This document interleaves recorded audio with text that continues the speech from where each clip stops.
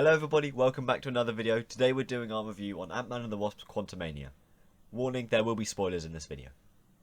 So we've split the movie into 9 different sections: plot, action, heroes, villains, dialogue, comedy, visual effects, post-credit scenes, and overall rating. And we'll be going through one by one, rating each out of 10, and then giving our overall at the end. So for plot, I've given it a 7 out of 10. I think it was a good story that didn't need anything external like a cameo or anything to move it forward. It kind of rolled on its own.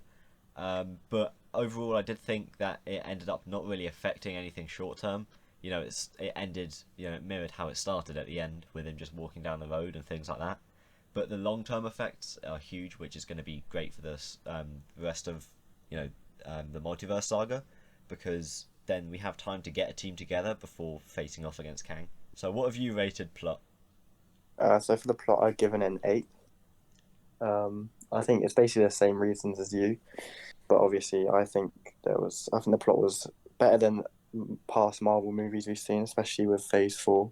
Yeah, I think the plot was better than most of those movies. I definitely think the plot and the movie overall was getting a lot more hate, but obviously talk about that in a bit. But yeah, I think the plot overall is great. Having Kang as the villain of this movie was really good, and the whole plot of them obviously having to stop him from getting out of the quantum realm, and him obviously causing more havoc on the multiverse. Because I don't think this is the strongest variant we're going to see of Kang, but I definitely think he's the most dangerous we'll probably see, yeah, or one of the most dangerous. Um, but one of the downsides is how Kang actually went out and died, or supposedly died. I feel like they probably could have done it a bit better, seeing how he was out throughout the whole movie, seeing that he was like a badass throughout the whole movie, and he could have probably got a better ending to his character, or that character and version of Kang. But overall, I think the plot was great. I just feel like Kang probably could have gone out a bit better at the end. But yeah, that's why I gave it an 8. yeah, I agree. He's been fighting this whole movie, and then he just goes out in quite a anticlimactic. Well, not anticlimactic, but they could have made it more action-packed death. I don't know if they could still keep him alive after that. Like we don't really know where he went. I mean, he obviously got sucked into that like the battery thing that he wanted for his Yeah, time the share. power core. And then the other Kangs did say that he died, but we'll talk about that later when Yeah, we get onto post-credit scenes. yeah, So for action, I've given the movie 9 out of 10, and this is mainly because Kang carried it all. I think all of his fight scenes are 10 out of 10, especially that last one when he's fighting Ant-Man. The only reason it's a 9 out of 10 is because I think MODOK, he is a mechanized organism designed only for killing, but we didn't really see much of him actually fighting. We saw him fly around with like these purple saws a bit, but other than that, we just didn't really see much of him. I think his fight scenes could have been better, but I still think they were quite good.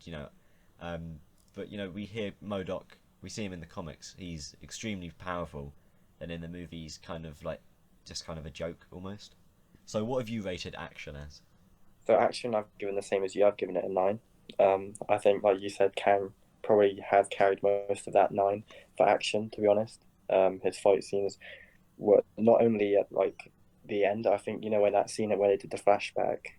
I Oh think that yeah, was a good. Yeah, I think that mirrored at the end as well, because he sort of did like the same fight scene, like the same like motion as he did in that like flashbacks when he was like just conquering the world or whatever he was doing. yeah, but like the power beams and stuff. Yeah, so I think Kang definitely did carry a lot of the action throughout this movie. Don't get me wrong, I think Ant-Man at the end when I mean, he didn't really do much back to Kang, but I guess he did hold his own throughout that fight. Yeah, That got him to the end. But obviously, Kang did carry all the action at the end, and like you said with MODOK, I think obviously we'll talk about that when we get to villains, but there wasn't much action from him other than one scene, um, where he was like going around and like near the end when he got out his he helped out what's it Cassie near the end and like sort of like stopped Kang kind oh of. yeah, when he barged But into the force field. other than that, there was literally nothing from him other than him just looking goofy. Yeah, So I don't get me wrong, I did enjoy MODOK, but obviously, like I said, we'll talk about that on villains later. But I think the action throughout the film was great. I think it was a nice balance as well. Uh, but Kang definitely did carry most of that action. so for heroes, I've given it a 7.5 out of 10, and that's because I think they should have introduced more relevant characters for the future. We saw a few of the rebels from the Quantum Realm, but other than that, the only new character was Cassie. But I do think that Cassie was a good character. but I think the old characters were still good. But I think introducing more characters that would like come back later on in Kang Dynasty and things like that would be better. You know, maybe some rebels that would. I mean, I know they've got that woman. I don't know her name, but they got that woman. She might come back, but at the same time, Oh, Gentoro. yeah, that's it. Yeah. But at the same time, we didn't really get to know her very well. We knew that she could fight fairly well, but other than that, you know, the other good ones died, and then there's the guy who talks about holes, who's a bit weird. Oh, Verb. I love Verb. Yeah, I love him too, but he's a bit of a strange guy. Yeah. So, what have you rated Heroes? For Heroes, I got not far off from yours. I put a 7. Yeah, I think Janet was definitely probably the MVP out of all of them for this movie, just because, like, obviously she's been in the quantum realm before, oh, and yeah, she knows. Obviously, she knew Kang. What she hasn't told anyone about what was down there.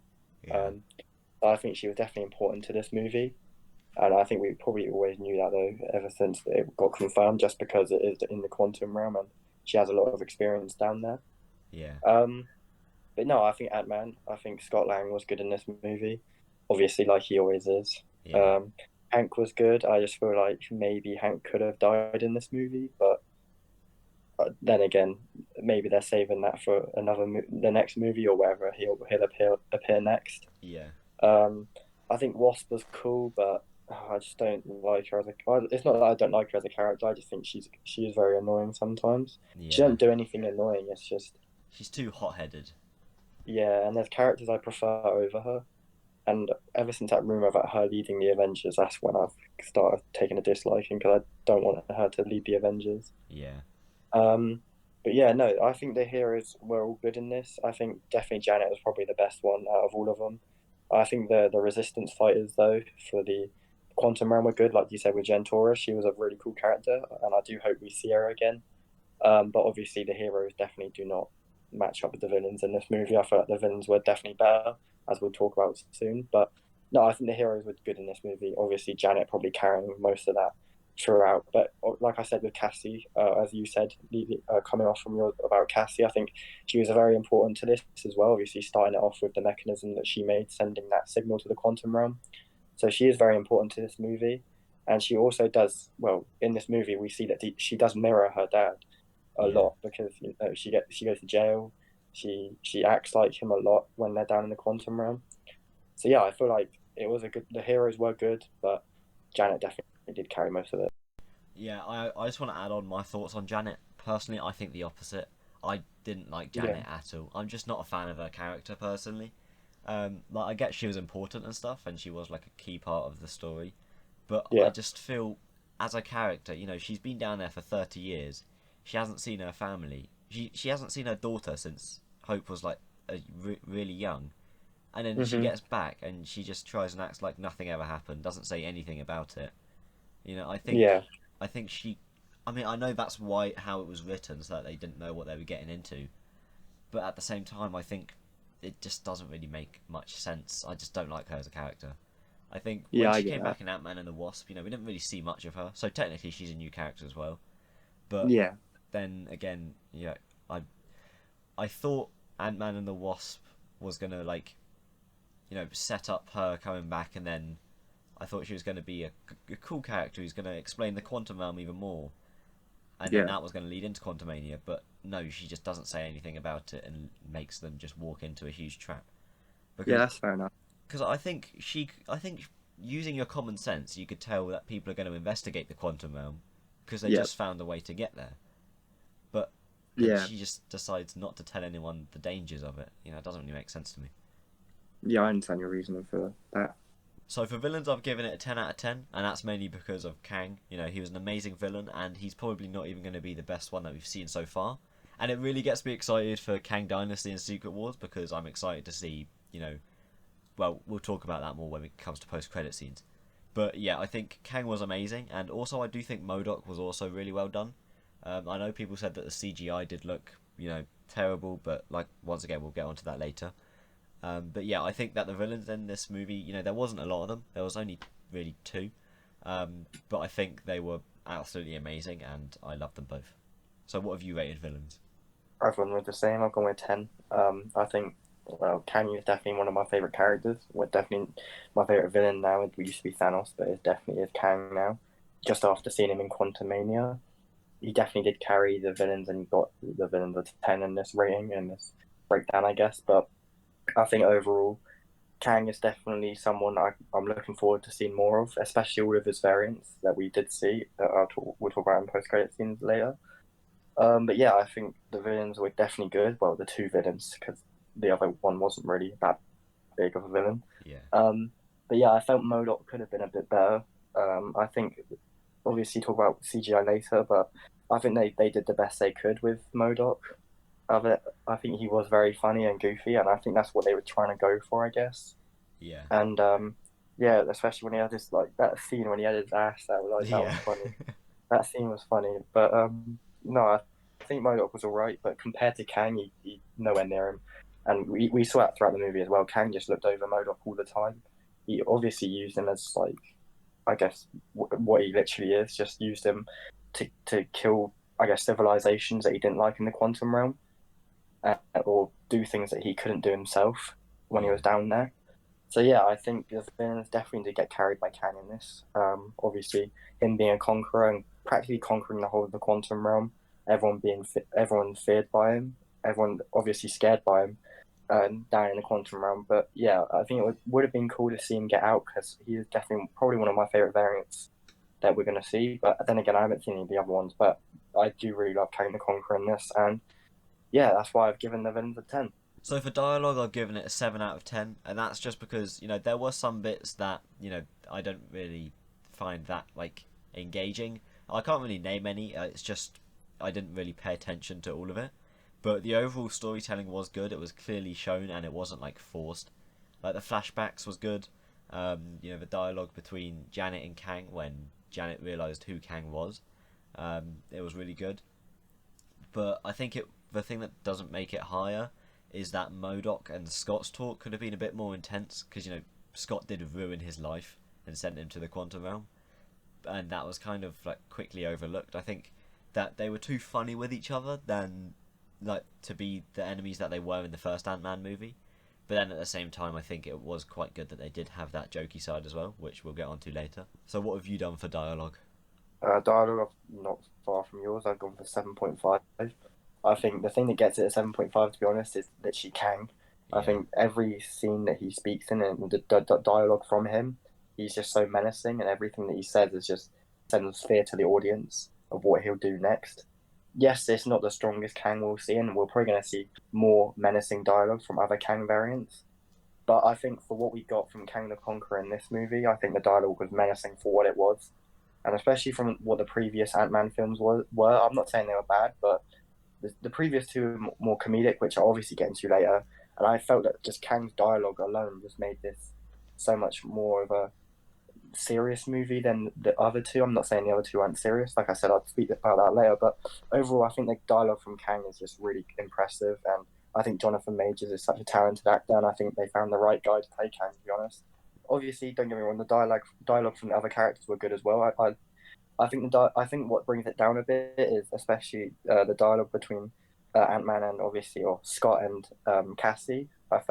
I like Catherine Newton as Cassie Lang, but I just feel like there were moments throughout the film where she just didn't seem emotional enough, and she just didn't feel like, especially when she thought he died. I just didn't feel enough emotion from her dialogue and just the way she was acting. I didn't yeah. feel enough from it to feel her acting was like emotional and stuff. I'm not saying she's a bad actor, but yeah, I just feel like the dialogue from them two weren't as good as I thought it would be. But I thought the dialogue from like Scott himself was good with other characters. And like you said, with him and MODOK, I think it probably could have been a bit better seeing what they went through in the first Ant-Man film. But yeah, overall, I'm not. It wasn't bad, but it definitely did get carried by Kang's dialogue. Yeah, one thing that I did forget to speak about with dialogue was Hank Pym. I think he was amazing. All Yeah, of his lines, especially that 99% of it was him just saying ants. But I yeah, did think like that. That scene where Kang says like, "You just talk to ants," and then he comes and he's like, "Yeah, I do," and then they all come together. I think that was really cool. yeah, Um, I did think that he was gonna die, but I'm kind of glad that he didn't because now we've kind of seen more of his like serious side because we didn't really see him as a hero. We saw him more as like a side character who just talks to Ant-Man through his ears, through like Yeah, earpieces. But now we're actually seeing him in action himself. And we only really saw that before with the flashback when Janet went subatomic. Um, but I think he should die in maybe Kang Dynasty, and Kang should kill him, just because it would make us connect to Kang, hate Kang even more. yeah, But yeah, I think that the dialogue was very good, and like you said with Cassie, I do agree with that. It kind of gave me like the emotion kind of reminded me of Iman Vellani as Miss Marvel. She wasn't that emotional. It was still good, yeah, but it wasn't as emotional as it could be. But then again, they're both new actors to the MCU, yeah. so They're but yeah, yeah. I would let them off. yeah, only this time. Otherwise, we hang them. So for comedy, I've given it a 9 out of 10, and that's mainly because I think it was a perfect balance between comedy and like seriousness. And Ant-Man is a comedic character, and in his other movies, he is known to be funny and like, clumsy and stuff like that. The reason it's not a 10 out of 10 is because I think it was mainly to do with MODOK. He didn't really deserve to be like made fun of how he was, but it was still funny. But I feel they kind of did it in a weird way. I mean, I've said it before. I said it with dialogue and stuff like that. Um, they went through so much with the first Ant-Man movie. MODOK, his life was ruined by Scott, and then now he's returned as like this killing machine, and he's just not being taken seriously. Which I kind of feel is good because it kind of shines more of an evil light on Kang. But then at the same time, I think if they made MODOK seem evil, and then Kang even more evil, it would have made it even better. Obviously, I did like that it was like funny with MODOK, but at the same time, like I said, they went through a lot. They had like a huge fight in Ant-Man, the first one, and now he's just kind of there. It's just being made fun of. But I did like, when he died, he said, "At least I can die an Avenger." That was quite funny. Yeah, But yeah, I think they could if they took MODOK more seriously, then I think it would have been better. But yeah, that's why I've given it 9 out of 10. What have you given it? I've given 8. I think, like you said, it is literally the perfect balance between comedy and seriousness in this movie, especially from what the two Ant-Man movies previous were. They're more comedic, which I know fans don't like at the moment, especially coming out of Phase 4. Fans are very annoyed about comedy. Um, and I think in this film it was definitely balanced very well. I don't remember a single scene where there was any, comedy coming out of Kang, which is very good because, we know how serious he's going to be throughout the whole of the MCU in the future. Yeah, Um, and it typically isn't, with other villains we've seen in Phase 4, there weren't much comedy from them, but I just feel like if there was any comedy with or comedic sides from Kang, it just would sort of ruin it. And it made it a lot better that there weren't any comedic comments from Kang, because I just feel like it makes it better and him more menacing. yeah, Obviously, Scott was funny. He had his funny moments, which is pretty obvious as that is sort of his character. Um, but yeah, I think they did definitely do the perfect balance, and I can agree with some Marvel fans that in previous projects they have done over the top with comedy, especially with She-Hulk. But we don't talk about She-Hulk, so yeah. That never happened. yeah. But no, I think 8 was. I think 8's fair enough. I think 9 is obviously fair as well. But yeah, it's the perfect balance for a movie like Quantumania, which is very set. It's very important for this multiverse saga because it's kicking off Phase 5, which is going to be an important phase for the multiverse saga. And yeah, it has a perfect balance because if there's no comedy in any Marvel movies, then I don't think younger audiences aren't going to really enjoy it. And yeah, I think like they've done in the past with comedy in Marvel movies, I feel like they've gone this movie sort of reminisces on those ones and it kind of brings the comedy out of those ones and brings it into this. I feel like that it's very similar to the old Marvel movies when they use comedy, which is nice to, look back on. So yeah, I feel like this 8 out of 10 is fair. Yeah, another thing I think people need to remember is that people have grown up since they started watching it. Yeah, We were young when we started watching it, and I think kids that age nowadays wouldn't want to see a movie that it isn't funny at all. So I think that you need to remember that it's not only adults that watch this. It's superheroes. It's meant for kids basically. Well, yeah, not all of it, obviously, but it's mainly set for kids. It's a fantasy story that, yeah, we like it, but that most of us started liking it when we were kids, and that's why we liked it, because our imaginations linked to it. And now we've grown up and we want more serious stuff, but there's still kids that want to watch it now, which are going to Yeah, like I it because agree. it's funny. Which people hated Miss Marvel for it, but Miss Marvel, it was probably great for little kids to watch because it wasn't too like scary, it wasn't like too action packed, because it was like a nice approach. It was like a kid show. Yeah, But I mean, I do get what people were saying. She-Hulk, like that's not good yeah. for any ages. But things. It's just Phase 4. A lot of it. Thor: Love and Thunder. There you go. I was about to Yeah, say Love and Thunder definitely use comedy over the top. yeah, and I think they did that to try and make kids like it more. Yeah, But then at the same time, Gore wasn't really a kid-friendly character, was he? I I just feel mean, like with Love and Thunder, I know we're going off track here, but they used. I can link this to Quantumania because I feel like Love and Thunder's comedy was definitely very different to what the comedy we got with Quantumania. I feel like Love and Thunder definitely it kind of mixed between kids' humor and then it went into adult humor, and they tried mixing that together at the end, which is definitely Taika Waititi because we know what kind of director he is, but he sort of changed his ways after Ragnarok, which I don't really know why. But yeah, Quantumania's humor was very, they used it in serious moments, but they also used the comedy in moments that kind of lighten the mood as well, which is definitely the way that they use comedy in Marvel projects. yeah, like Love and Thunder, I think they more ran on comedy and then had action on the side, whereas Quantumania ran on action and had comedy on the side. It's the perfect Yeah, balance. So for visual effects, I've given it 9.5 out of 10, and that's because I just thought it was absolutely amazing. I didn't really see much that was wrong. The only thing that I could see was like when they first went into the quantum realm and Cassie didn't have her suit on. You could kind of see the glow from a green screen behind her, but like still, it wasn't that much, and it was only for like a tiny bit of the movie. Other than that, I can't see anything wrong with it. The quantum realm, they made it look absolutely amazing. I couldn't see any like mistakes in it.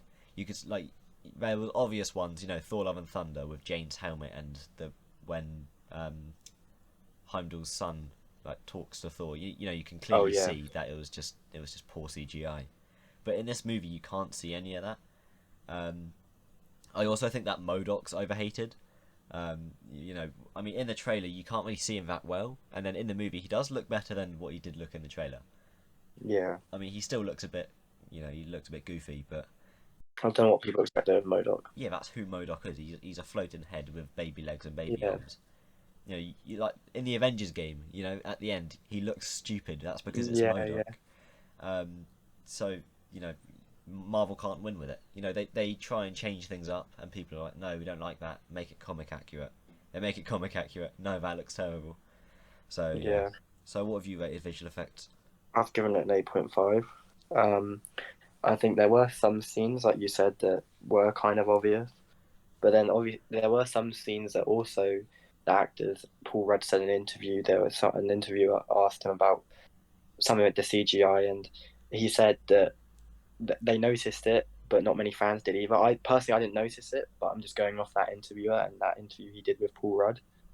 And apparently it was like a scene with Ant Man when he wasn't supposed to be there. It was like another version of Ant Man that was behind him when he wasn't supposed to be there, or something like that. Which is obviously not very good. But then again, it's not bad because I didn't recognize it, and I'm sure other fans didn't recognize it either. But I'll go on to the positives because I think most of it was a positive in this movie. I think the quantum realm looked amazing. It looked funky. What we expect because we don't really know what the quantum realm is. Well, going into the movie, we didn't understand it properly, and it gave us sort of like Star Wars vibes. Like kind of like the whole atmosphere. Yeah, the whole atmosphere just felt like Star Wars, and everything in there did. And which is really cool because everything in the quantum realm looked really cool and amazing and weird, which is what the quantum realm is. And I think they showed it really, really well through the CGI. And I think it definitely has improved from projects since Phase 4 going into Phase 5. And I think we can be excited with the CGI in this phase. Going on to Modoc as well, I definitely think the CGI is definitely overhated, like the movie, on Modoc because I don't know what fans expect from the CGI on Modoc. To be honest, he was always going to look goofy. He was always going to look weird. Having Modoc in the MCU, if it was going to be comic accurate, obviously fans wanted him to be a robot, but that's not like accurate enough. So I feel like they did it as the best they could. Um, and yeah, I really don't think it looks that bad. I think it looks funny. Obviously, it's going to look funny, but I don't think the CGI was actually as bad as everyone is saying it is. I just think it's funny, which people probably don't like we said with comedy. But yeah, I think overall the CGI has definitely improved, and that's why I've given it an 8.5. So for the post-credit scenes, I've given it an 8.5 out of 10. And that's because, it was cool. It introduced the Kang Dynasty and the Council of Kangs and stuff like that. And that one, I did like it. But the second one was my favourite personally because, it teases Loki Season 2. I loved Loki Season 1. Loki's probably one of my favourite characters. Um, but I do think they were good, but I think they could have been more exciting, and that's why it's not 10 out of 10. Like, there were loads of leaks about post-credit scenes. I think Yeah, the fact that both of them were about Kang was kind of, meh. I don't know. I think they could have done. I think the Loki one was good, um, but I think they could have found a way to make that link, the Loki one, link with the first one, kind of, maybe in the same one, and then the second one hint to something else. Maybe I'm not sure, but I think they could have been a bit more exciting. So yeah. what have you put for post-credit scenes? I've given it a 10. I thought they were incredible. Especially the Council of Kangs. I really did enjoy that one. And to be honest, going into the movie, I did have the post-credit scene spoiled for me. So I did. Well, I had the first one spoiled for me. I didn't know what the second one was. So I knew about the Council of Kangs and the dynasty and whatever. Um, but yeah, I thought that one was amazing. I think Pharaoh Ramatut, we had that variant of Kang teased to us in Moon Knight season one on the back of those people's jackets, and Yeah, yeah, it was really cool to see him in that post credit scene. Seeing all those different Kangs is just menacing, especially seeing what our Avengers are going to have to go. Well, the Avengers are going to have to go up against is terrifying because there are so many different versions of those Kangs. It's like he remains said in Loki season one. They're literally infinite versions of them, which is going to cause havoc across the multiverse. And obviously, they feel that the Avengers are going for the multiverse, which is obviously going to cause another all out war, another multiversal war. So yeah, seeing all those Kangs was amazing. I think every single one of them do look menacing, but obviously the main three we saw were the ones that I think are kind of have the biggest influence on Kang Dynasty and the MCU going forward. I think a lot of them are going to be in different projects, not just Kang Dynasty and Secret Wars. I think they're going to be in other projects as well. But yeah, that first post credit scene to me was probably my favorite one. But don't get me wrong, the second one was surprising and shocking because I didn't know what it was. I didn't know it was to do with Loki season two.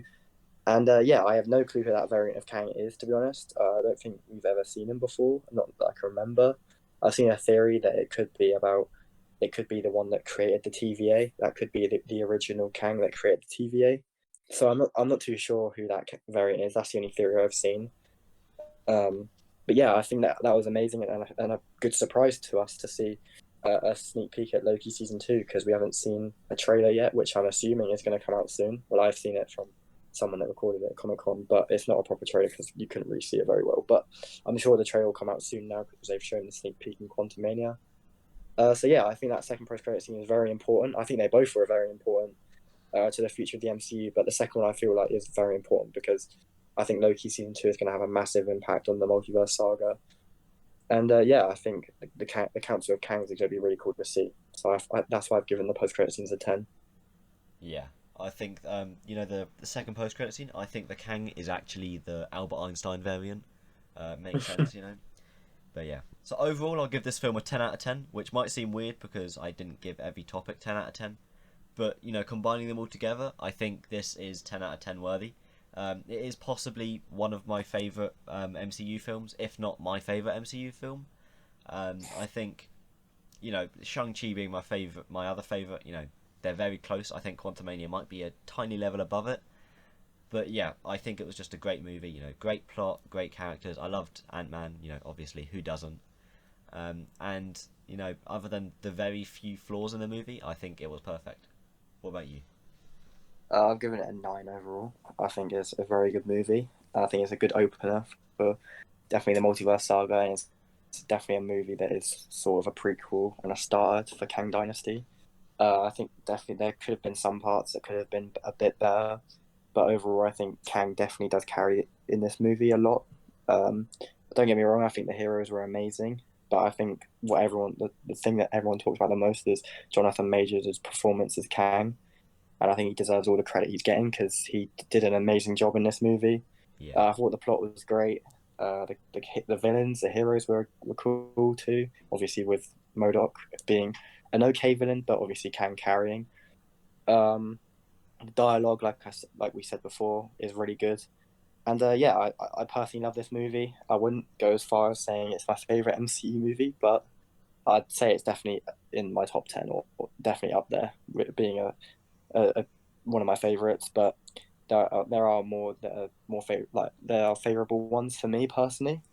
But yeah, I thought it's a good movie, and it definitely is getting more hate than it doesn't deserve all the hate it's getting. If we can talk about that quickly, I feel like the hate it gets yeah, it, is really bad. I don't know why it's getting so much hate because it definitely don't deserve it. I guess it is people's opinion, but when it first came out, there was a lot of bad opinions on it. But now that everyone's starting to see it, they're starting to say that the reviews aren't the reviews aren't as good as or they shouldn't deserve these bad reviews. And I don't understand where people are getting them from because it really isn't a bad movie. It's a really good high level Marvel movie, I feel, and they're going back to their ways. They were. I'm not saying Phase Four was bad, but I know a lot of people didn't like Phase Four movies. But I felt personally, Quantumania is a movie that is really good, really up there in the MCU for me and you, obviously. And yeah. yeah, that's why I don't think it deserves a hate. But want to know how you feel about all the hate it's getting. I think it's stupid. You know, overall, Phase 4, I think it was overhated. You know, absolutely overhated, not overrated. Except for She-Hulk, obviously. You know, we don't talk about that. But, you know, like things like Miss Marvel, overhated. Love and Thunder wasn't the best, but it was overhated. But when, like, I can understand where it comes from. But with the Yeah, Quantumania hate, I don't understand it. You know, no, I don't people know. were saying, "Oh yeah, it ends how it started." I mean, I'm pretty sure most movies, to some degree, end how they started. Yeah, I mean, yeah, there might be some little changes, but there's a huge change in this. It's just a long-term change. You know, the Kang, the Council of Kangs is gonna, attack them.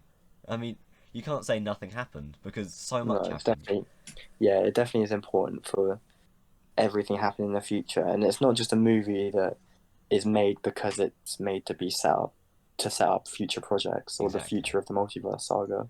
It's not just made for that. I feel like it's a really good movie, top like tier Marvel movie. I feel, Yeah. and yeah, adding on to that, it is important for the future of the MCU. But overall, it's not. I didn't when I went into watching it, I didn't think about what it could impact in the future of the MCU. I was thinking about how good of a movie it could be, and it was a really good movie. And I don't know where all these hate, I don't know, the bad reviews. I guess it's common in Marvel now these days, but I yeah, think people are just trying to jump on the bandwagon saying that new Marvel's terrible. I think, yeah. and there's one video I just want to talk about, and I've shown it to you. I've talked about it to you. When Cassie reveals that she has a suit, and then she falls over, Scott saves her, and then Oh yeah, Scott shows her how to use the suit. Somebody yeah. said that they're taking jokes too far in the MCU because that is ridiculous. I mean, it wasn't even a joke. I don't get it. No, What's the big deal? There wasn't really a joke there. It was him showing her how to use the suit, and yeah, he might have done it in a silly way, but that's Scott's character. yeah. I feel like now that they've done comedy a bit, they've tried experimenting with more comedy in Marvel movies. People take a thing that could have been a joke, or they think is a joke, and they say, "Oh, this is too much comedy," or "This is such a bad joke," and this makes the movie bad. And that's what then sets them off for saying that it's a bad Marvel project. I Exactly. don't know why this is the new norm in Marvel nowadays. I just don't understand what's happening. Like I said before in previous videos, the MCU after Endgame, they got to decline a bit. Like, come on, they're not going to continue doing Endgame and Infinity War level projects. They're going to Exactly. go back down to lower level, like Iron Man and the first Avenger and movies like that to set up the next saga, which is the multiverse saga. Exactly. So they have to start it off so because if they go straight into it, that's going to ruin it for the future, and then people complain about that. So Kevin Feige's being smart about what he's doing. Yeah, he knows what he's doing because guess what? Yeah, He has experience in it. That's why they've got him on yeah, it. But I mean, personally, I think what Marvel should do. I mean, they shouldn't. But imagine they did this: make a movie with absolutely no jokes at all. Yeah, mm, no jokes, completely serious. Imagine how boring it would be. yeah. and then compare it to a movie that's only jokes and there's not a real story, so She-Hulk basically, and then compare them, you'd say, I don't like either of them, I want a mix of it, and then just give them Quantumania, they'll be like, oh yeah, Yeah, you're right. yeah, exactly. We said Quantumania is the perfect balance. Yeah, I mean, personally, Falcon and the Winter Soldier, let's take that for example. There's not Mm, much comedy in there. I mean, there is no. between, Bucky and Sam, but there's not Yeah, I much think it's the compared to other dynamic between things. those two that makes it more comedic. Exactly. And that wasn't a really funny show, and people didn't really like that show much. Yeah. So, they can't win. So I think Quantumania's got that perfect balance, and people are just picking out the funny bits, saying that the whole movie's like that when it's not. It's just not. I don't know. They just can't win. So, final thing. What was your favourite scene in the entire movie? My favourite scene is obviously, like I said, told you, with Kang. When he's just, when all the, the resistance fighters and he just comes down on his little, floating teleport, whatever it is. Yeah, I think it's the same stuff from what Reed Richards uses in Multiverse of Madness, but that scene where he's just demolishing everyone around him, I think that's probably my favourite scene. Yeah, that scene was very good. Everyone's just disintegrating. Um, Yeah. my favourite scene was when MODOK was being put into his suit and you could see his ass crack. I think that was amazing. No, my favourite What scene a scene. it was probably, when Ant-Man, there was like loads of Ant-Man. Yeah. I did like that scene. This is an honourable mention just because that's probably my second favourite. It was so good. It was funny and emotional at the same time. But like you said, I think if Catherine Newton, she had more emotion, then I think it would have made that scene better. Yeah. But my favourite scene, it has to be the scene where Ant-Man goes huge, and he's just destroying Kang's city. He's just smashing everything. Oh yeah, yeah, that is a very cool scene. And like, I don't know if it's the same scene, but when Cassie sends that message out, I think that's a bit that shows that she is actually emotional. She was an amazing actress for the role. I think Yeah. as she connects with the character more, it will be perfect. Yeah. Yeah, She did have her moments, but I yeah, think there wasn't enough of it. yeah. She had the moments; they just weren't the right moments. Yeah. But yeah, like I said, when he's going around and he's destroying the city, shouting at Kang, and then he's trying to get through the force field, and then there's him and Cassie when they're both huge. I think that was really cool. And then obviously Yeah. Cassie takes down MODOK and stuff. I think that was really cool as well. So what was your favourite scene in Quantumania? Comment down below and give us your overall rating of the movie. I hope you did enjoy. Please like, subscribe, and turn on post notifications for more videos like this. And we'll see you soon with another video.